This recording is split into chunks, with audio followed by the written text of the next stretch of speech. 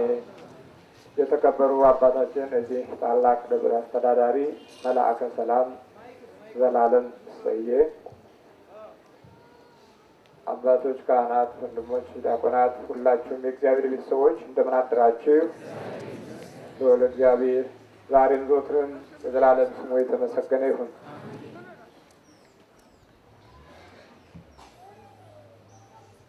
ሰይጣን እንደ ስንዴ ሊያበጥራችሁ ለመነ። ለካ ይጸልያል፣ ለካ ይለምናል። አንዳንዶቻችን በራሱ ዓላማና ግብ ውስጥ የራሱን መንገድ ለማከናወን መለመኑ እንደማይቀር የታወቀ ነው። ይህ ቃል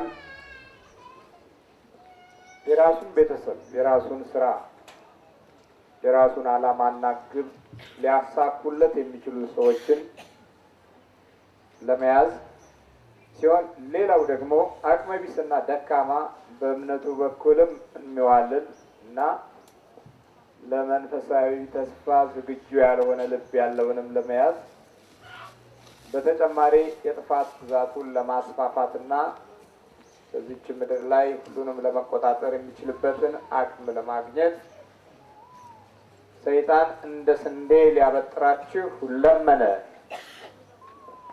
የሉቃስ ወንጌል ምዕራፍ 22 ቁጥር 31 ላይ የምታገኙት ቃል ነው።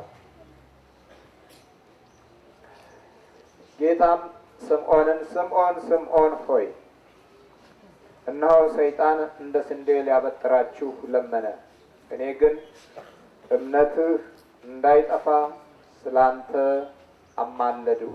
አንተም በተመለስህ ጊዜ ወንድሞችህን አጽና አለው። እርሱም ጌታ ሆይ ወደ ወህኒም ወደ ሞትም ከአንተ ጋር ለመሄድ የተዘጋጀሁ ነኝ አለው። እርሱ ግን ጴጥሮስ ሆይ እልሃለሁ እንዳታውቀኝ 3 ጊዜ እስክትክደኝ ድረስ ዛሬ ዶሮ አይጮህም አለ። ዶሮ ሳይጮህ 3 ጊዜ ትክደኛለህ። እሱ ግን እንዲህ አለ፣ ወደ ወህኒም ወደ ሞትም ሄዳለሁ። አሁን በስጋ ነው ያለው፣ ግን ሰይጣን በአንድ በኩል እንደ ስንዴ ለማበጠር ለምኗል። እንደ ስንዴ ማበጠር እንዴት ነው?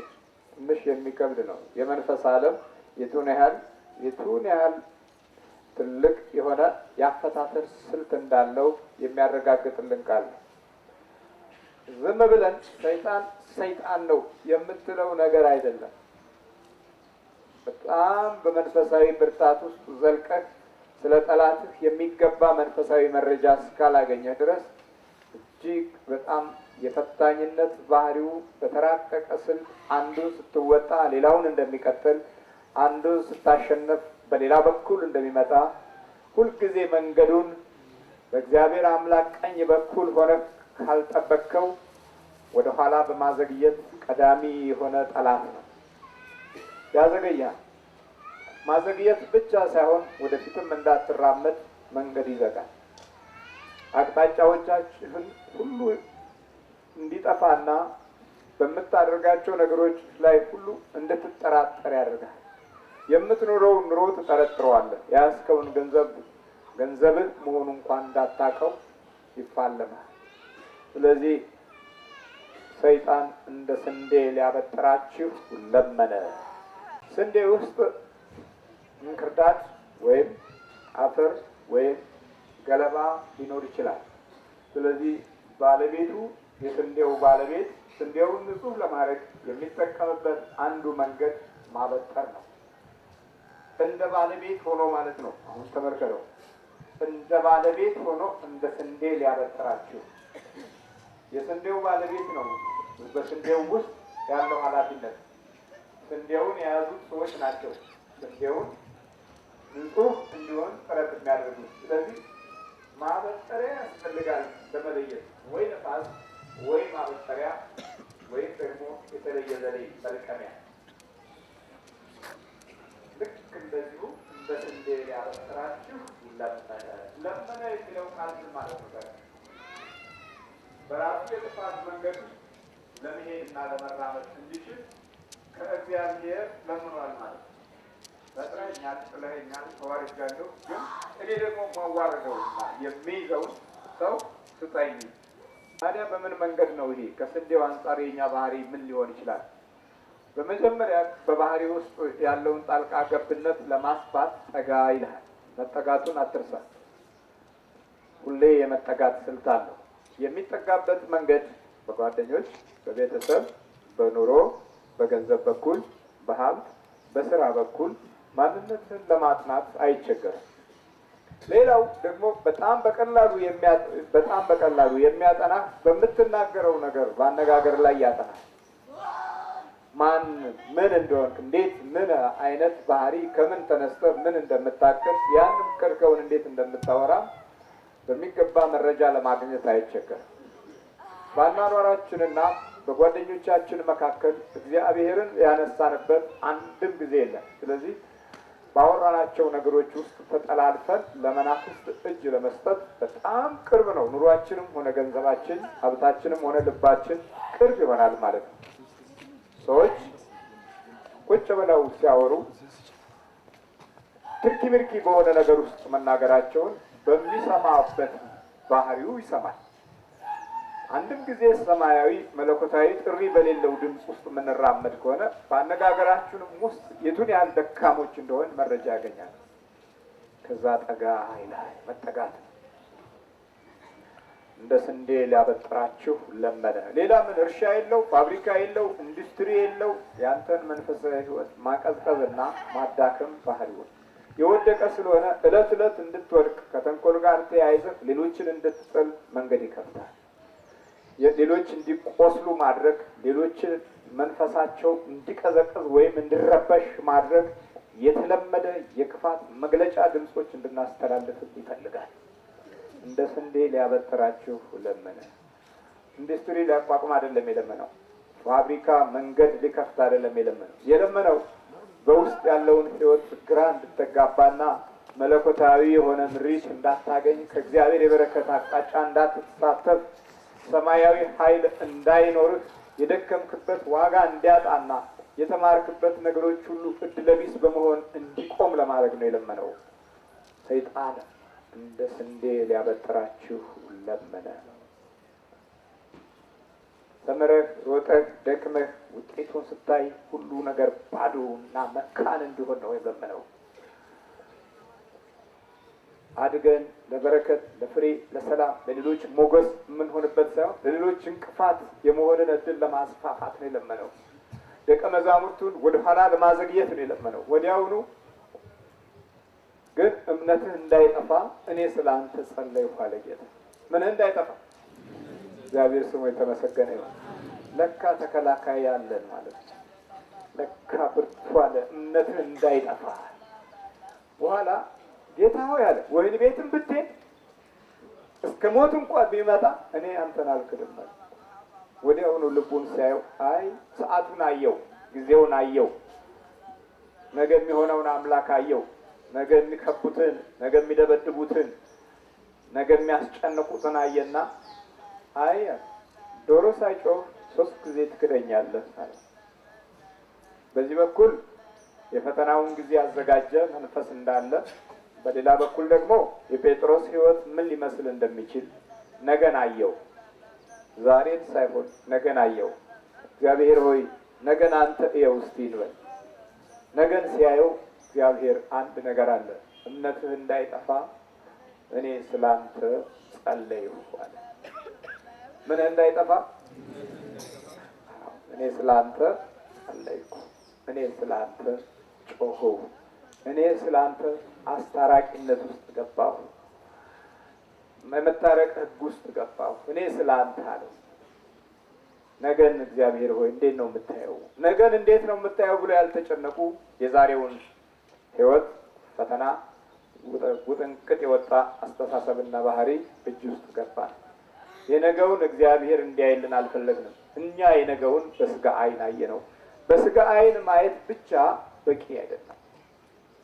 ኢትዮጵያውያን በስጋዊ ዓይን ብቻ በማየታቸው ዛሬ ቅጥ አምባሩ የጠፋ መሄጃውና መግቢያውን መውጫውን መለየት ያልቻለ በአመልና በሱስ የተመታ መታዘዝና ትዕግስትን ሰላምና ፍቅርን ለመያዝ ልቦናው ያልቻለ የሆነ ህይወት ወይም ቤተሰብ ውስጥ ገብተናል።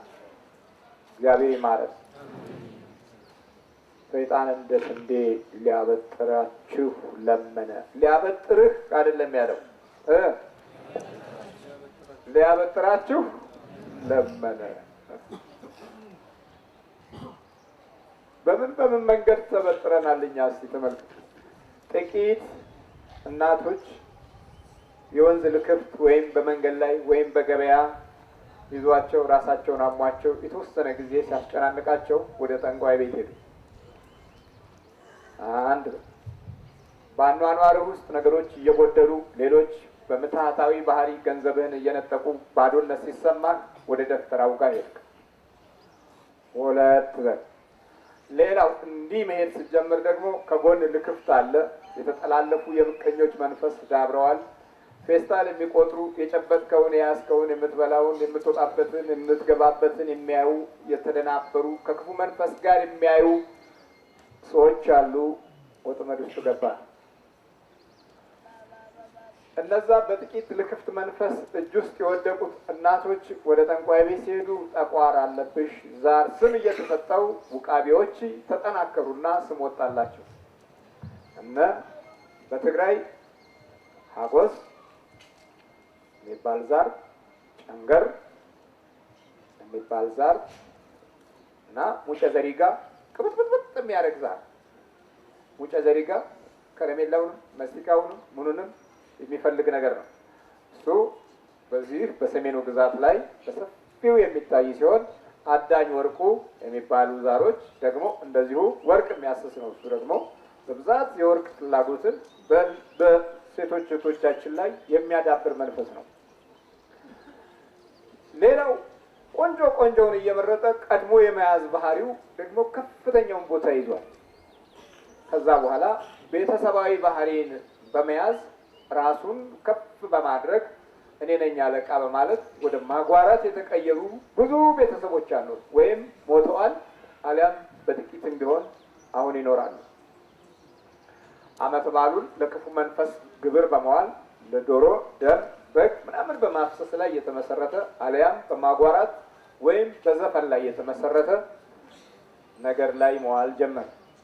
አሁንም በሰሜኑ ጠቋር፣ አዳልሞቴ፣ ወሰንጋላ፣ ሻንቆ፣ ራሄሎ የሚባሉ የሴት ዛሮችና መናፍስቶች ስም ተሰጣቸው። በገነነ መልኩ በእያንዳንዱ ሰው ሕይወት ውስጥ ቦታና ስፍራ ያዙ። በደረጃ ከ7 ዓመት በኋላ አንድ መንፈስ ከተቀመጠ በኋላ ወደ ልጆች የመተላለፉ ባህሪ ቀላል ግምት የሚሰጠው ሆኖ አልተገኘም። ከ7 ዓመት በኋላ እናት ላይ ከቆየ ማንኛውም ቡዳም ይሁን መተትም ይሁን በአስማት በሟርት የሚግባ በራሳችንም ፍላጎት እንጥራው ለሀብት ለገንዘብም እንሳበው፣ ግን የዛ ቤተሰብ ቡዳ ራሱ ቤተሰብ ይሆናል ማለት። እሺ ቃሉ ሰይጣን እንደ ስንዴ ሊያበጥራችሁ ለመነ ያለው ቃል ፍጻሜ ያገኛል አገኘ? እርግጠኛ ናቸው አይደል? በቃ እንደ ስንዴ ሊያበጥራችሁ ለመነ። የቤተሰቡ ምስጢራዊ ጠላት በእያንዳንዱ ሕይወትና ኑሮ አልቃ ገብቶ ሌላኛውን የቤተሰብ አካል ልክ እንዳለ መዋቅር አድርጎ ይዞታል ማለት ነው። ስለዚህ ወደ ታች ለመምሰል ወደ ትውልዱ ባህሪ ውስጥ ለመግባት አልተቸገረም። ከዛ በኋላ ምን ሆነ? በስንዴ ሊያበጥራችሁ ለመነ። በቃ አሁን አይነጥና ክርክር አሳጥጌ ይላል፣ ከቤተሰብ መጥቼ ይላል፣ ወረሻት ይላል፣ ይዤ ይላል፣ ይህን ያህል ዘመን ተገብሬ ይላል፣ ይህን ያህል ደም ፈሶልኝ ይላል፣ ይህን ያህል ሀብት ሰጥቼ ይላል፣ ይህን ያህል ገንዘብ አድርጌ አብሬ ሰርቼ ይላል። ለማን ትቼው ሳላፈርሰው ብሎ ቢዝስ ታዲያ ምን ይቆጫል? አብሬን የሰራው ቤቱን አብሬን ያቋቋምኩት ልጆች ሲወልድ አብሬን የወለድኩት። ስለዚህ እንዴት ከዚህ ቤት ልውጣ ብሎ ቢናደድ ምን እንዴት ወጣለሁ ብሎ እልህኛ ቢሆን ምን ያስገርመሃል? መጽሐፍ ቅዱስ እኮ አረጋግጦ ነግሮሃል። መጀመሪያ ሰይጣን እንደ ስንዴ ሊያበጥራችሁ ለመነ። መገንዘብ ያለ መገንዘብ የራሳችን ጉዳይ ነው። በህይወታችን ላይ ያለውን የጥፋት ፖሊሲ መረዳት አለመረዳት የራሳችን ጥንቃቄና የምንሰጠው ቅድሚያ ቦታ የምንሰጠው ከእግዚአብሔር ፍቅር ጋር እንዴት እንደምናሸንፈው ልንማር የሚገባን እውነት ይሄ ነበር። ሰይጣን እንደ ስንዴ ሊያበጥራችሁ ለመነ። ታዲያ ማበጥሩ አልቀጠለም በእኛ ህብረተሰቡ። ከዛ በኋላ በሂደት ደግሞ ከፍ እያልን ስንመጣ ዋና ዋና የሥራ ማስኬጃ ቦታዎች ላይም እሱን አስገባል። ሰዎች ዛሬ ወደ ባንክም ሲሄዱ ከመናፍስት ጋር ተያይዘው ነው የሚሄዱት። ገንዘብም ለመበደር ምንም ለማድረግ መንፈስን አዛዥ በማድረግ አስፈቅድልኝ ለአንተ እና አልገብርልሃለሁ፣ ማናጀሩን ያዘው፣ ሂሳብ ክፍሉን ያዘው፣ አደናግረው ወይም ደግሞ ፈቃዱን በትክክል እንዲፈርም አድርግ፣ ስራ ጉዳይ ማስፈጸሚያ አድርገነዋል። በዚህ ከተማ ውስጥ ያሉ ሌቦች ለምንድን ነው አንተ ተኝተህ ቤትን ሰብረው በመኪና ሲያገዙ ማትነቃው ይመስላል? የመናፍስቱን አዚም መጀመሪያ ሰጥተው ተኝተው ሲወስዱ አንዳንድ ጊዜ አንዳንዱም እኮ ምን እንደሚያደርግ ታውቃላችሁ? ሰይጣን እንደ ስንዴ ሊያበጥር ለመነ። አስበው፣ እንኳን ለምኖ ዛሬ እንኳን ሊለምን እግዚአብሔርንም አይጠቀም። ሁሉም ለሱ ቅርብ ወዳጅ ስለሆነ ልመና እንደውም አያስፈልገው። እግዚአብሔር ሆይ ይሄን ልፈትነው ብሎ እንኳን ልመና ኢዮብን እንዴት ነው ያደረገው? ብዙ ጊዜ በኢዮብ አምልኮት ውስጥ ከፍተኛ የሆነ ፍርሃት ነበረው። ስለዚህ ኢዮብን በብዙ መንገድ መጉዳት ነበረበት። የተፈጥሮ ንፋስ አስነሳ፣ ሀብቱን ድራሹን አጠፋው፣ ልጆቹም በምድረ በዳ እንዲያልቁ አደረገ። ኃይል የለውም አትበል። እግዚአብሔር ኃይልህ ካልሆነ በማንኛውም ሁኔታ ውስጥ የዚህ ዓለም ገዢ በማለት መጽሐፍ ቅዱስ ኃይሉን አጽድቆታል። ግን አንድ ትልቅ የምስራች እንሰማለን፣ በእኔ ላይ ግን አንዳች የለውም ብሏል ጌታችን። ስለዚህ በልጆቹ ላይ አንዳች የለውም። ግን ከዚህ በፊት ስለተለማመደን ባህሪያችንን ስላወቀው አንዳች የለውም የሚለውን ነገር እንይዝና በተስፋው እየተጽናናን ፍልሚያ ውስጥ መግባት አለብን። በህይወት ውስጥ አንዳች የለውም ብለሃል፣ እኔ ልጅህ አድርገኝ፣ ኃጢአት፣ አመፃ፣ ክፋት፣ ተንኮል፣ ዘመንና እድሌ ከአንተ ለይቶኛል፣ ስለዚህ በይቅርታ መንግስት አስበኝ እያልን መመለስ ስንጀምር አዎ አሸንፎን ነበር፣ አሁን እናሸንፈዋለን። ቅደም ተከተሉ ባህሪያችንን ስለለመደው ከክርስትናው ይልቅ በተጣመመ አቅጣጫ ቆመን የኖርንበት ህይወት ስለሚበልጥ፣ ስለዚህ ድፍረቱን አግኝቷል። አሁን ዛሬ ድፍረቱን አግኝቷል። ቤተሰብ ነኝ ከዚህ የበለጠ ምን አለ? ቤተሰብ ከመሆን የበለጠ ሲወልዱ ወልጃለሁ ከዚህ የበለጠ ምን አለ? የቤተሰብነት ገላጭነቱን አረጋግጧል። በዚህ በኩል ትምህርት ቤቱም ሆነ ማንኛውም ነገር ከመንፈስ ዓለም ነፃ ውጪ ነው። ከሃይማኖት በረከትና ተስፋ ውጪ ነው። ከነበርንበት ሰማያዊ ጸጋና እድል ውጪ ሆነ አሕዛባዊ በሆነ ትምህርት እጅ ውስጥ ከገባንበት ጊዜ ጀምሮ የመናፍስቱን የመረጃ ህይወት አጥተናል። ይሄ ደግሞ ሌላ አደጋ ነው። ስለዚህ ሰይጣን እንደ ስንዴ ሊያበጥራችሁ ለመነ። በተፈጥሮ ላይም ያለው ኃይል ከባድ ነው እና በዘመናችን በጣም ትልቁ ነገር ለሌሎች ህይወት አዚም የሚሆን ራሱ መንፈስ ነው። ሌቦች በከተማ ውስጥ እናያለን። ያስነኩና ሞባይልንም ታስረክባለህ፣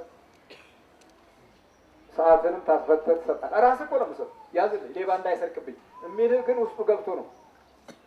ራስህ ግባ ብለህ ያስገባኸው እንዲህ አድርግና አሰጠኝ ብለው ተነጋግረው ይመጣሉ። ከዛ በኋላ ከአረብ ሀገር የሚሆን ከየትም ወርቁ መቼም አዳኝ ወርቁ ይሁን ማን እንደሆነ አይታወቅም፣ ወርቅ በወርቅ የሆነና ይመጣል። ከዛ በኋላ ነካ ያደርገዋል። እንካ ይሄንንም ያዝልኝ ሌባ እንዳይወስድብኝ፣ ወርቁንም እንካ፣ ይሄንንም ሀብሉን እንካ፣ እዚህ ጋር ቦርሳ እዚህ ጋር ገንዘብ ቀርቷል እንካ፣ ቦርሳውንም እንካ ከነሙሉ ያዝልኝ። ከአንድ ሁለት ሰዓት በኋላ ነው የምትባንነው። ማን ይመስልሃል የሚሰራው? ዲያብሎስን የመኖሪያ ሀብት ያደረጉ ሰዎች የሚጠቀሙበት መንፈስ ነው። ከጸለይክ ግን ምንም አያደርግም። ጠዋት አርጋኖንን መልክዓ ገብርኤልን ጸለይክ፣ እጅን ዘርግተህ የወይራ ዘይትን ተቀባብተህ ከወጣህ ምንም አያደርግም። ምን እያደረክ ነው ትለዋለህ። ከአንተ በፊት እኔ ስለ አንተ በደንብ አውቃለሁ። እግዚአብሔር ይገስጽ ሰይጣን ስትለው አንዳንዴም ኃይሉ ከበረታ ካንተ ጋር እዛው ሊጮህ ይችላል፣ አሊያም እዛው ልታስለፈልፈው ትችላለህ። ግን ያን ኃይል እንዴት በምን እምነት ታመጣው? እንዴት አድርጎ በምን መታዘዝ? ብዙ ጊዜ መማራችን አይጠቅመንም። ጥቂት ነገሮችን ይዘን ፍልሚያ መጀመራችን በራሱ ትምህርት ይጀምርናል። ራሱ እያስተማረ ይመጣል። በኑሮ ውስጥ ያለው በረከት፣ ትንሽ መንበርከክህ የሚያመጣልህ ጸጋ፣ ወደ ሰማይ አምላክ የምዘረጋው እጅግ ሰላም መፍጠር፣ በህሊና ውስጥ ሰላምን ማካበት፣ በባህሪ ውስጥ ጸጋ መሰብሰብ፣ የእግዚአብሔር መንፈሳዊ ራእይን ማየት፣ በተገለጠ መንፈስና ፊት መራመድ፣ እነዚህ ከሰማይ የሚለቀቁልህ ሀብቶች ናቸው። ከሰዎች አታገኝ፣ ከትምህርት ቤትም አይመጣም። መጽሐፍትን በማገላበጥ ማለት የዚህን ዓለም ሳይንስ በማገላበጥም የምትሸምተው ነገር አይደለም። እንደዛ ቢሆን ኖሮ እኛ በማገላበጥ ትምህርቶች የምንቋቋም ቢሆን ኖሮ እስከ ዛሬ ድረስ ድህነት ከምድረ ገጽ በጠፋች ነበር። ግን አይደለም። አንተ በዚህ በኩል ለእድገት ስትሮጥ፣ አንዱ በዚህ በኩል በሰይጣን ቅልጥምህን ይሰብርሃል። እንዴት ታርገህ ገንዘቡ እያለህ የምትሰራውበትን ስራ ግራ እንድትጋባ ያደርጋል። አንዳንድ ጊዜ ነገስታትም የማይረዱት ነገር እንዲህ አይነቱን ነገር እድገት ይመኛሉ። ጥሩ ነው። በተለያየ አይነት መንገድ ጥረት ይደረጋል። ጥሩ ነው፣ መልካም ነው። ግን ከታች የሚቀመጡት ሰዎች በመንፈስ የተለከፉና በስነ ምግባር ብልሽት ክፉ ዲያብሎስን ይዘው የሚራመዱ ከሆነ ያ እድገት ሁልጊዜም በተዛባ አቅጣጫ ያገኙትና በተናገሩት ነገር ያፍራሉ። በተሳሳተ አቅጣጫ መረጃዎችም ይቀርብላቸዋል። ስለዚህ የጠላት ስልቱ ሁኔታዎችን ሁሉ ማዛባት ስለሆነ ሰይጣን እንደ ስንዴ ሊያበጥራችሁ ለመነ። እንደ ስንዴ እያበጠረ የራሱን ኃይል ማጠናከር ማለት ነው። እግዚአብሔር አምላክ ምሕረቱና ቸርነቱን ያብዛለን።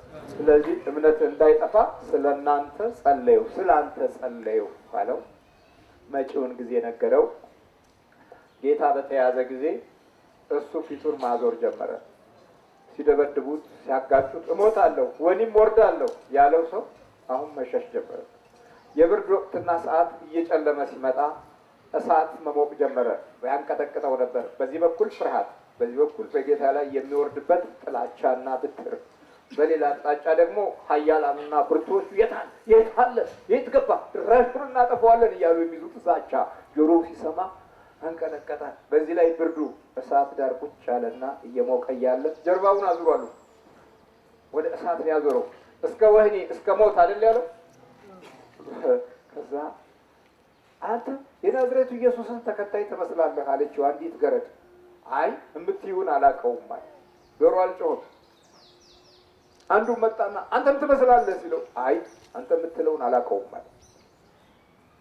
አንድ የረበናት ክፍል መጣና ሽማግሌ ነገር አንተም የምትመስል እኮ ነህ አይደለም፣ አንተ የምትለውን አያውቀውም።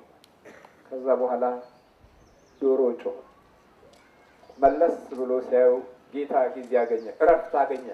ከድብደባው፣ ከግርፋቱ፣ ከማንገላታቱ፣ ከመገፋፋቱ፣ ከመጣሉ፣ ከመወርወሩ ድንገት መለስ ሲል ዶሮ ሲጮህ ጴጥሮስና ጌታ ሲተያዩ ያን ጊዜ አለቀሰ። እስከ ወህኒ ያልነበር ያለው ተሳካለት። እስከ ሞት አይደል ያለው ሞተ። ገና ነው ሲሞቸው ጊዜ ገና ፈቃዶቹ አላለቁ። የክህደቱ መንፈስ ፈተናን ገና አልሰበረም። ስለዚህ ዶሮ ሳይጮህ ካለ ሊነጋ ገና ሳይነጋ በጨለማው ጊዜ ካለ ዶሮ ሳይጮህ ማለት የንጋት ብርሃን ሳይታይ ማለት ነው። መቼ ይሆነኛ በጨለማው ሰዓት በጨለማው ጊዜ ገና ብርሃን ሳይወጣ በጨለማው ሳለ ስንት ጊዜ ካድን፣ ኃይሉን ካድን፣ ስልጣኑን ካድን፣ በረከቱን ካድን፣ ተስፋውን ካድን። ትምህርቶቻችን አብዛኛው ክፍል ውስጥ አምላካዊ ድምፆችን በሌለበት አቅጣጫ ውስጥ ጊዜና ሰዓት ፈጀን። የቆምንባቸው ስጋዎች አንድም ጊዜ እንኳን ጌታ ሆይ ተመስገን ብለን ሳናመሰግን ሰዓቶች የጨረስንባቸው አካሎች ናቸው። ስለዚህ እነዚህ አካሎቻችን የሰይጣንን ብጥራ መቋቋም እንዲችል ጌታ ሆይ በምሕረትህ በቸርነትህ ከአንተ ጋር የምኖርበትን ሞገስ ስጠኝ ብለን በቅዱስ ሥጋው በክቡር ደሙ ተባርከን የመንግስቱ ወራሾች እንድንሆን እግዚአብሔር አምላካችን ያብቃል። አሜን። የአምላካችን የእግዚአብሔር ስም የከበረና የተመሰገነ ይሁን።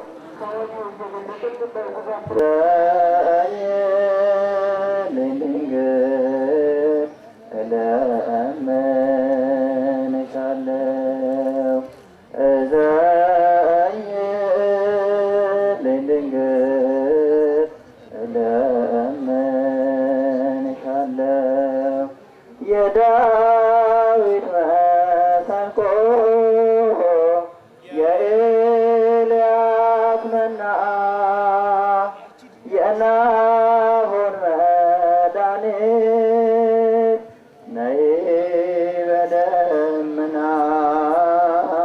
ነይ በደመና እኔስ በምግባሬ ደካማ ሆኛለሁ። እኔስ በምግባሬ ደካማ ሆኛለሁ። እዘኝልኝ ድንግል እለምንሻለሁ። አፈሳለሁ እንባ በጣም ተጨንቄ